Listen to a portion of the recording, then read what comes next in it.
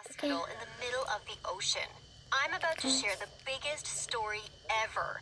This is about the wild ride of how my dead boyfriend mysteriously rose from the dead with an entirely different face. Sounds crazy, right?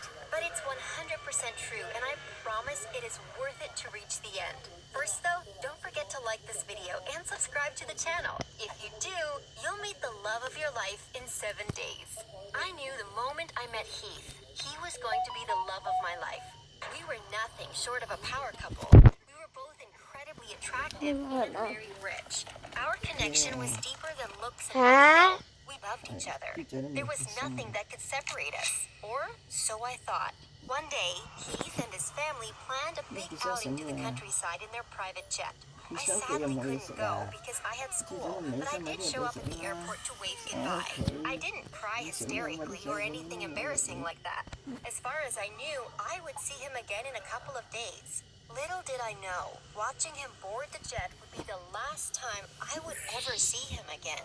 When he didn't return calls or texts, I just figured he had no service. When he didn't come back from his trip after a week or two, well, I called the police and filed a missing person report for his whole family. No one had heard anything from any of them this whole time. It was strange, so they sent out a search party. But I was not prepared for what the investigations found, or I guess, more correctly, what they didn't find. I'll never forget the night the police came to me. It was about 3 a.m. and I was up all night unable to sleep. When I heard the knock on the door, I immediately ran over thinking that this was going to be good news. Oh, I could not have been more wrong. "Are you Edna?" the officer asked. I nodded and asked them what they found. "You may want to sit down for this, ma'am." The other officer responded with a sad look on his face. They explained that they found the wreckage of the private jet. Apparently, it had crashed into the middle of the woods and exploded, far away from any civilization. I don't remember so much after that because I spent the next few weeks crying pretty much 24/7. I neglected school and didn't show up to work. I was incredibly depressed for a long time. There was a part of me that felt like my life's purpose had ended. There was another part of me that refused to accept that Heath died. I spent so much time researching the accident and trying to find any trace of him.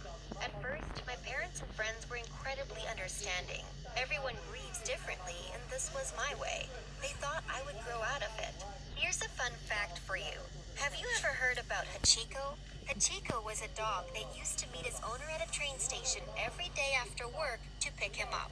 When his owner died one day, Hachiko continued to try and meet his owner every day for years after his death. Okay, so that wasn't really a fun fact, but it's that kind of loyalty I had for Heath. It's not like I could just forget about him, right? Well, my morning grew obsessed, and my friends and family went from being sympathetic to concerned. I became that sad, crazy woman stuck crying over some dead high school sweetheart. Before I knew it, I lost 10 years of my life waiting for some miracle to happen. My parents told me that I was still in my prime and I should really work on getting past this. I was a young, pretty, kind woman who deserved happiness. You know, they were right. I decided I would make the first step in the new direction. In order to let the new Edna grow, I decided to give myself a fresh start.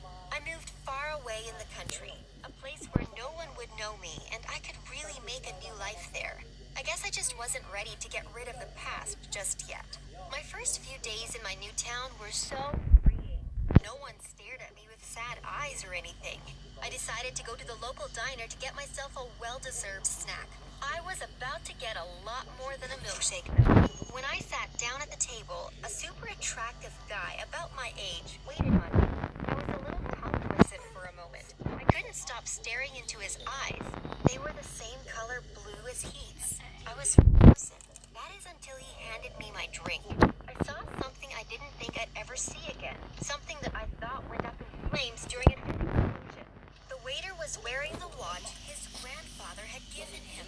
There was no way I could have mistaken it for anything else. "Heath?" I whispered before jumping into his arms, spilling the milkshake all over the both of us. "Heath, where have you been?"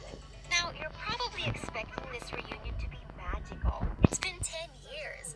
I bet there'd be lots of fireworks and stuff, right?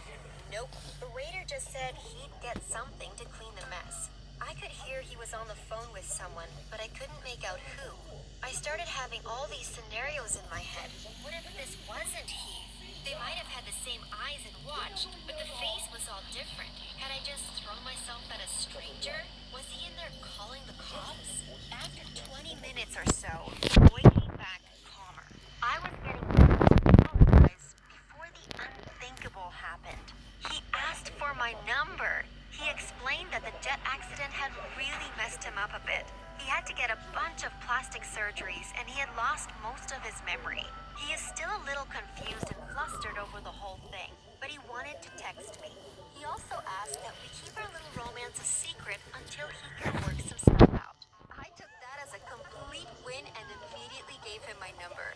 Considering how awkward and shy he was, I wondered how our texting conversations would be. I hadn't even left the store for 10 minutes when I was already confronted by angry stares and unfriendly Mama. faces. I thought it was weird and tried to smile, and they didn't smile back. Eventually, the older lady turned to me and told me to stop being a homewrecker. Me, a homewrecker? She told me that she saw me hug the waiter inside and I'd better back off and stop acting desperate because I stood no chance. I thought it was so weird and immediately had questions about what was going on. I immediately texted Heath back and questioned why people were being mean to me on the streets. He explained that this was country life. Everyone gets involved with everyone's business. Okay.